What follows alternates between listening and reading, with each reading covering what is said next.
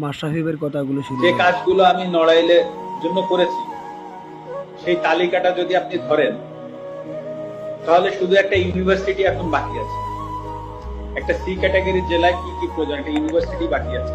আমার বাবাকেও বলে দিয়েছি যে এটার কোনো বিচার বর্তমান সরকার বা যারাই আসুক বা যারাই থাকুক বা আসুক, হ্যাঁ, তাদের কাছে আমি এটা নিয়ে কোনো বিচার চাই। কারণ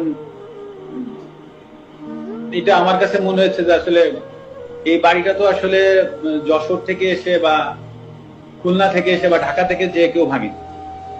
হ্যাঁ, নড়াইলের মানুষ কোনো না কোনো জায়গা থেকে উঠে এসে ভাঙছে।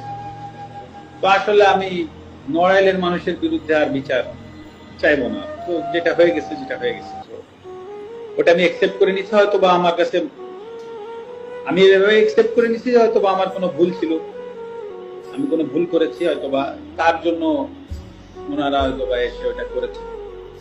তো আমার মনে যদি বিন্দু মাত্র কষ্ট এখন আর নাই, আমি মানে কষ্ট নাই এই কথাটা ভুল, মানে কারো প্রতি রাগ ক্ষোভ এগুলো কিছুই নাই। তো আমিও আশা করব নড়াইলবাসীর প্রতি যে আমার কোনো ভুলে বা কোনো জায়গায় যদি কষ্ট হতে থাকে, তো আশা করি তারা তো একটা স্টেপ নিয়েছে, তারাও আমাকে এই জায়গা থেকে ক্ষমা করবে। এটাই আমি আশা করি, এর বেশি